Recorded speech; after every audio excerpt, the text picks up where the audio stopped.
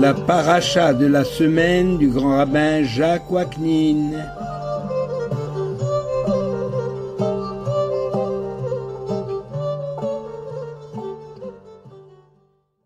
Chers amis, bonjour, la Torah chez vous, la paracha Tazria Metzora. Nous allons d'abord donner le petit aperçu de la paracha. Après la naissance d'un enfant, la mère doit observer une période de purification à l'issue de laquelle elle apportera un sacrifice à l'entrée de la tente d'assignation. Et le 8e jour, l'enfant sera circoncis. La Torah énumère ensuite le cas de lésion. Si c'est une lèpre, le Kohen fait enfermer le malade durant 7 jours pour observer dans quel sens évolue la lésion. La lèpre des maisons nécessite également l'intervention du Kohen. La Torah aborde ensuite l'impureté corporelle de l'homme et celle de la femme. En général, la Torah recommande d'éloigner les enfants d'Israël de toute impureté pour qu'ils ne meurent pas pour avoir souillé le tabernacle, c'est-à-dire le sanctuaire, qui est au milieu d'eux. Nous allons nous intéresser plus particulièrement au phénomène de la naissance d'un enfant et savoir si un couple a la possibilité de choisir le sexe de cet enfant. Le miracle de la naissance. 3 clés sont entre les mains du Tout-Puissant, entre les mains de Dieu. Elles n'ont été remises à aucun ange. La naissance d'un enfant, les pluies et la résurrection des morts. L'Éternel dirige personnellement et sans intermédiaire ces 3 domaines, selon les mérites de chacun et selon les prières, aussi bien au niveau collectif qu'individuel. Considérant la naissance comme un phénomène naturel, les gens ne s'émerveillent plus devant les œuvres divines, alors que, d'une simple goutte, Dieu crée une multitude de cellules composant le corps humain, véritable chef-d'œuvre inégalé, muni de l'un des ordinateurs les plus performants, c'est-à-dire le cerveau. Dans le sein de sa mère, le fœtus est comme un livre replié. Au-dessus de sa tête brille une lumière et il contemple le monde d'un bout à l'autre et il passe son temps à étudier la Torah qu'un ange lui fait oublier en le frappant sur la lèvre supérieure quand il est sur le point de naître. C'est ce qui est écrit dans le traité de Nida, page 30. Ces paroles de Rabbi Simlaï rendent compte d'une réalité que la science a mis des siècles à découvrir et à confirmer, c'est-à-dire que dans le fœtus existent déjà en puissance toutes les facultés et toutes les potentialités du futur adulte. L'être humain ne connaît durant sa vie terrestre aucun moment, dit le Talmud, aucun moment aussi heureux que celui où se trouve dans le sein maternel. Et si un ange lui fait oublier la Torah à sa naissance, c'est uniquement pour lui permettre d'avoir du mérite de la redécouvrir et de se rattacher à ses racines imprégnées de sainteté. Lorsque son âme, l'âme de l'homme, préexistant à la création, intègre sa place dans le corps formé le 6e jour, l'homme prend conscience d'avoir été créé en dernier, après les animaux sauvages et les volatiles et les insectes. Cette précision donnée par la Torah aide l'homme à entretenir un caractère d'humilité. Si l'orgueil venait à lui gonfler son cœur, on lui rappelle qu'un puceron l'a précédé dans l'ordre de la création. Et de ces considérations, nos sages expliquent la place dans la paracha de la paracha Tazria, juste après la description des animaux purs et impurs. Le Ramban donne une signification différente, basée sur les conditions psychophysiologiques de l'enfant au moment de sa conception. Et il dit la chose suivante: si les parents se préoccupent de pureté et ne consomment que des choses pures, l'enfant disposera des qualités et des vertus symbolisées par les animaux purs, à savoir la sobriété, la bonté, l'intégrité morale, toutes les vertus décrites à propos des signes distinctifs des animaux purs, c'est-à-dire ils sont ruminants, ils ont un sabot fendu pour les mammifères, et les poissons qui ont des écailles des nageoires, et tout le monde connaît les symboliques de ces précisions, de ces éléments qui appartiennent aux animaux purs et aux poissons permis. Alors, nous allons revenir à la paracha, qui commence ainsi. Isha ki tazria v'yalda zachar. Je vais donner une première traduction, mais nous verrons que cette traduction va prendre d'autres dimensions. Mot à mot, lorsqu'une femme a conçu et enfanté un garçon, elle sera impure durant 7 jours. C'est-à-dire, la Torah veut nous révéler que seule la femme devient impure, pas l'enfant. Parce que l'âme étant pure, elle n'est entachée d'aucune impureté rituelle à la naissance. L'impureté, d'ailleurs, prend sa source dans la notion de mort. Lorsqu'un corps est privé de son âme, de l'âme, le corps de l'homme devient un cadavre et il est impur. L'âme est l'étincelle de vie, elle est le symbole de la présence divine. En effet, il y a 3 associés qui président à la naissance d'un enfant. Il y a le père, il y a la mère et il y a Dieu. Au moment de la naissance, l'Éternel se retire et confie l'enfant aux soins des parents. Et c'est de là que vient l'impureté de la femme, qui serait causée par le retrait de Dieu. Ramban est d'avis de rechercher l'origine de l'impureté dans les lois physiques et morales. Parce que la naissance d'un enfant est conditionnée par l'esprit de sainteté dans lequel s'unissent les époux au moment de leur relation conjugale. Et Ramban rappelle que l'intimité conjugale, d'ailleurs, est un bel acte de sanctification, dans la mesure où l'on éloigne de son esprit toute pensée vulgaire et impure. L'union physique des époux contribue tout d'abord à l'harmonie du couple et à l'harmonie des cœurs. Et le terme employé par la Torah pour parler de cette union, curieusement, c'est le verbe connaître. Quand la Torah dit Ve'adam yada et Rava ishto, Adam a connu sa femme Ève, elle exprime une notion d'intimité, dont le prélude est fait d'amour, de la recherche des besoins de l'autre. C'est pas connu bibliquement. Ce qui ne veut rien dire, ça veut dire qu'ils sont unis. Ça veut dire que lorsque l'union de l'homme et de la femme se déroule dans un esprit de sainteté, les 2 conjoints éloignant de leur cœur et de leur esprit toute idée d'égoïsme et d'égocentrisme, ils confèrent à leur acte une dimension noble, une dimension sublime. Le véritable amour est d'abord abnégation. Plus on donne à autrui, plus on l'aime. Tenir compte des besoins et des goûts du conjoint, voilà le secret du bonheur dans le couple. On comprend mieux le premier verset du schéma, le schéma Israël que nous récitons matin et soir. Ve'ahavta et Hashem Elokecha. Tu aimeras l'Éternel ton Dieu de tout ton cœur, de toute ton âme, de tous tes moyens. Le verbe ve'ahavta se rapproche du verbe Yahov, qui veut dire donner, comme dit Rachel qui a dit à Yaakov, Havali banim, veimlo meta anochi. Donne-moi des enfants, Havali. Donc aimer, c'est donner. L'Éternel, ton Dieu, ce commandement qui est fondamental dans la loi juive, n'est d'ailleurs pas exprimé à l'impératif. On ne dit pas « aime l'Éternel ton Dieu », mais on dit « tu aimeras ». Il est au futur.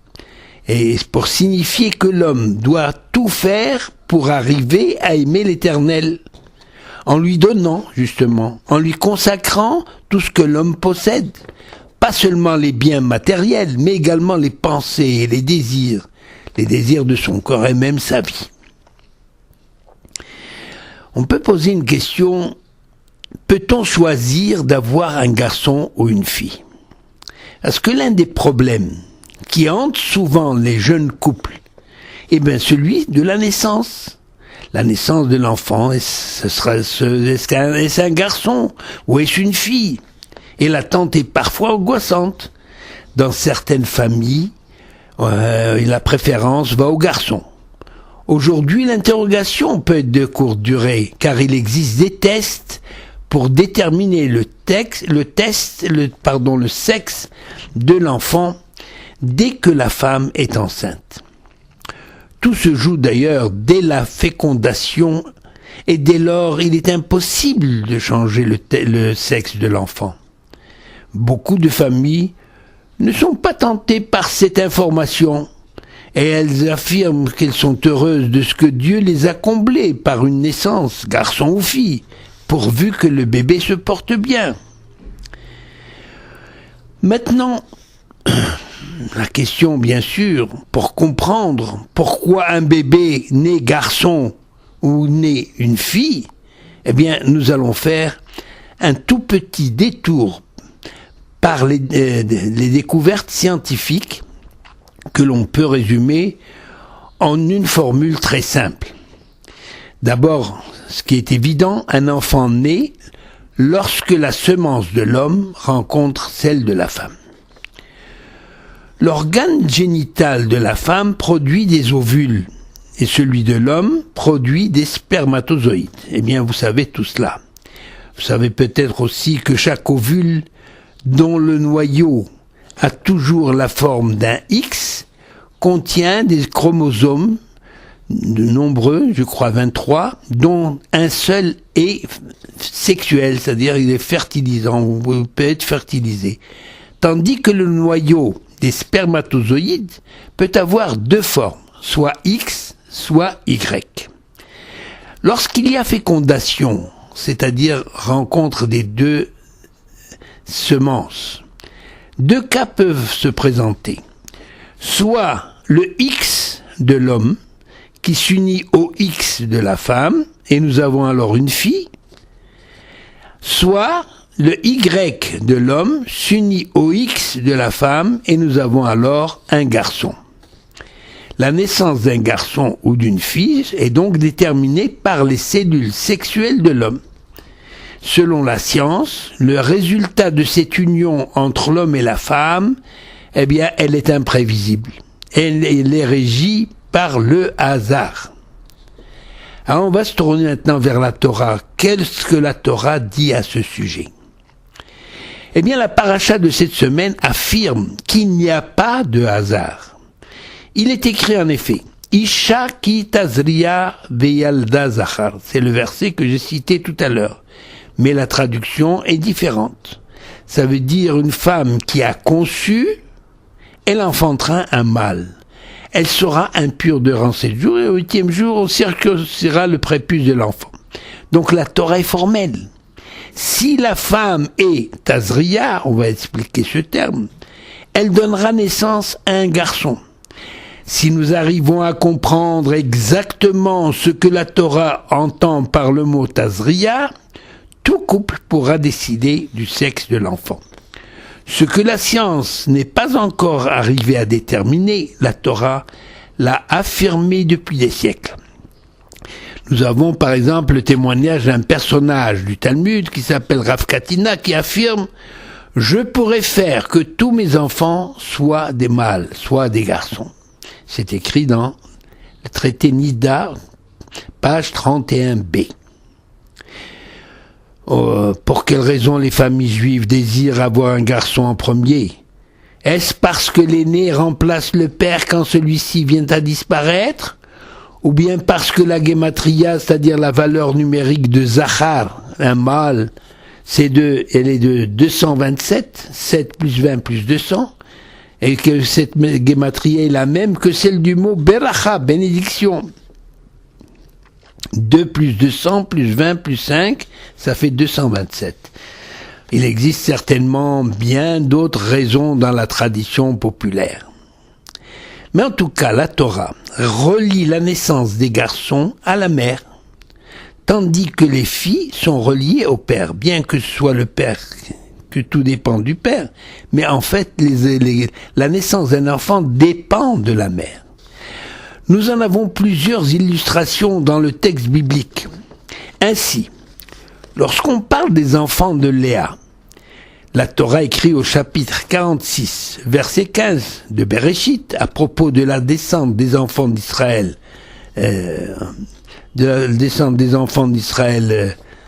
en Égypte, eh bien, elle écrit la chose suivante. Ce sont les fils de Léa. Ce sont les fils de Léa.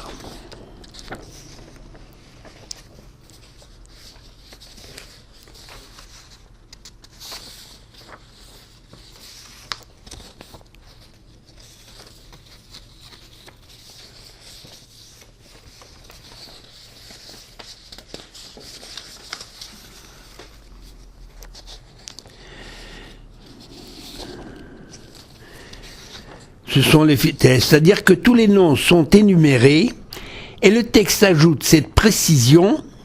Ce sont là les fils que Léa a donnés, que Léa a enfantés à Jacob, à Padam Aram.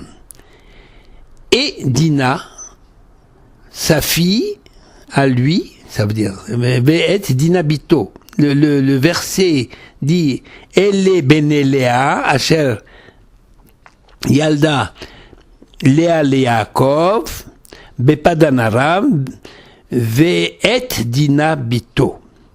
Alors, c'est curieux comme formulation. Le texte veut dire, ce sont là les fils que Léa a enfantés à Jacob, les fils, tandis que Dina, c'est la fille de Yaakov, comme si Léa n'était pas sa mère. Donc, on attribue les garçons à la femme et la fille au père. À ce sujet, le Midrash nous rapporte une information intéressante.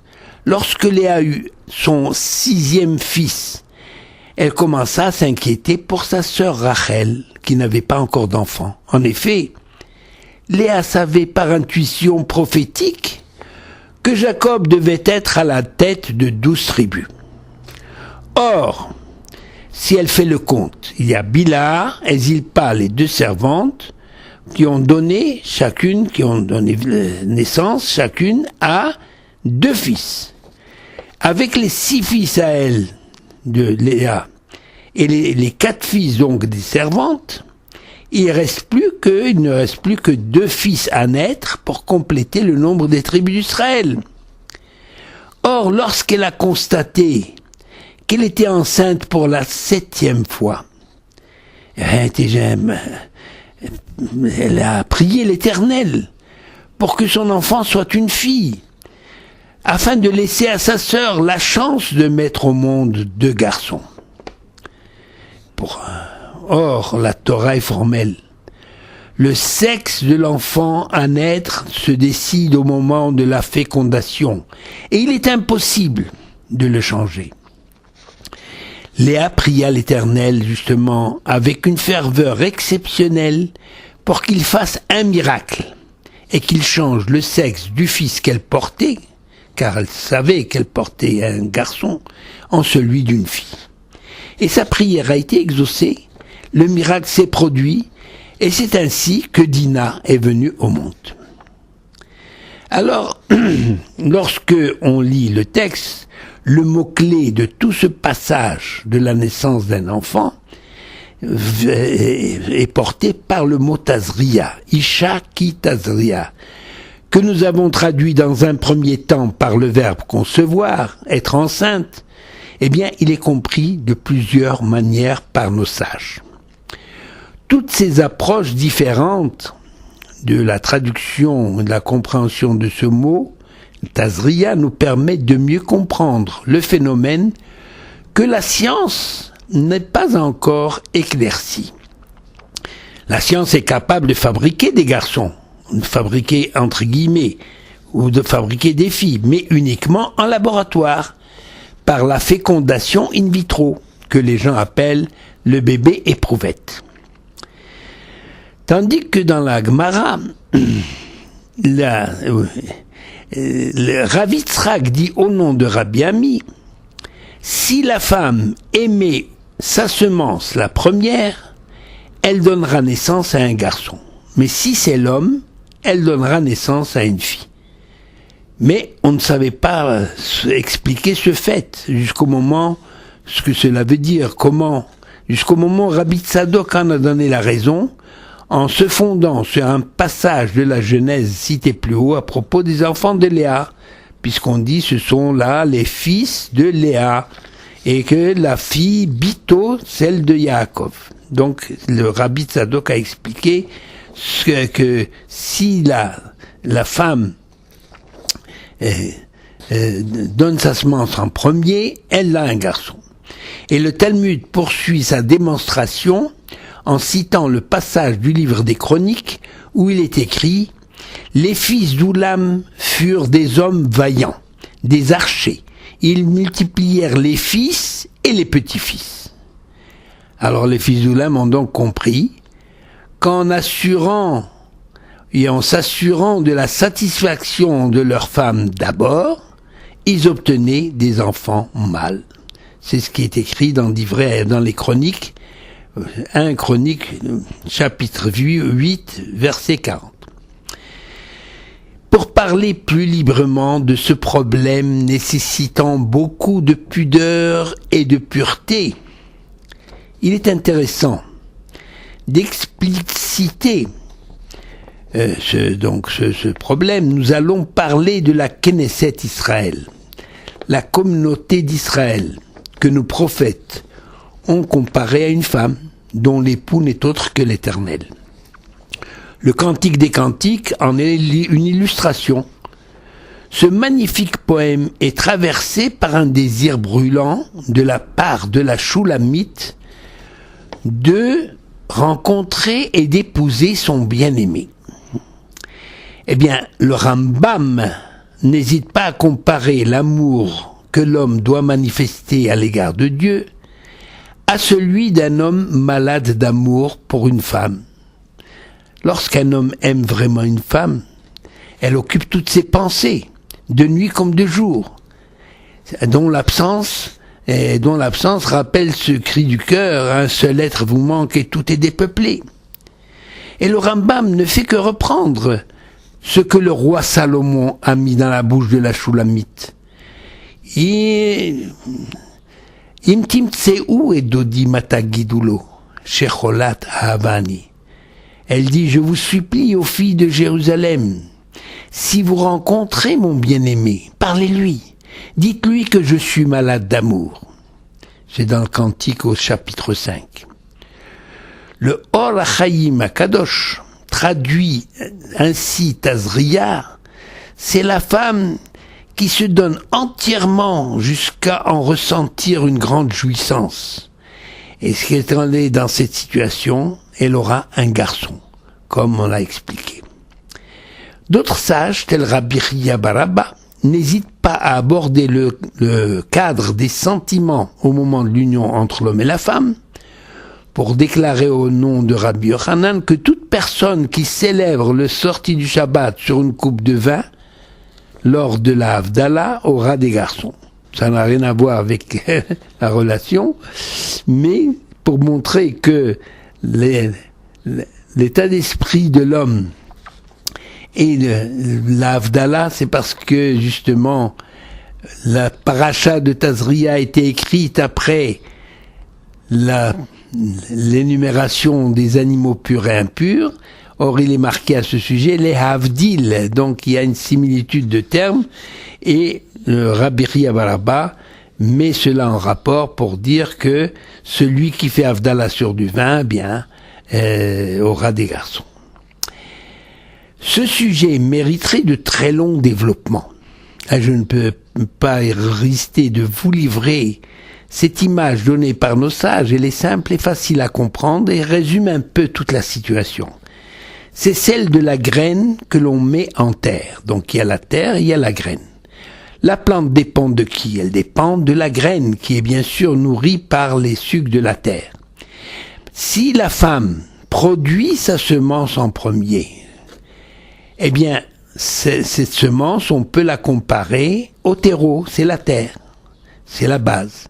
Et la graine de l'homme qui est mise dans le terreau donnera donc une plante qui est identique à lui, c'est-à-dire qui est contenue dans la graine, c'est-à-dire un garçon. Au contraire, si la semence de l'homme intervient en premier, c'est le terreau. Cette semence est considérée comme la base, le terreau dans lequel viendra se nicher la graine de la femme, dont la plante sera justement identique à la graine, c'est-à-dire à la femme, c'est-à-dire une fille. Tel est le secret que nous livre la Torah, dont la conséquence première est la valorisation de la femme et de son droit au plaisir de la vie dans un cadre de sainteté. En conclusion, le Zohar, nous allons citer le Zohar qui met l'accent sur les innombrables merveilles qui se produisent depuis la conception jusqu'à l'accouchement. Lorsque les époux s'unissent pour accomplir l'œuvre de procréation, ils coopèrent avec Dieu en une association intime. D'où la formulation célèbre que j'ai déjà citée, 3 associés président à la naissance d'un enfant, le père, la mère et Dieu. Le père et la mère donnent le corps et Dieu insuffle une âme dans le nouveau-né. Aussi, la tradition veut que l'acte conjugal soit entouré de sainteté. En effet, l'esprit des époux au moment de l'union des corps fait partie des nombreuses influences qui s'exercent sur la nature de la cellule germinale. Selon le Ramban, si les époux écartent de leur esprit toutes les pensées impures et vulgaires, ils seront assurés d'avoir une postérité digne et pieuse, faisant honneur à l'Éternel. Beracha ve'hatzlacha.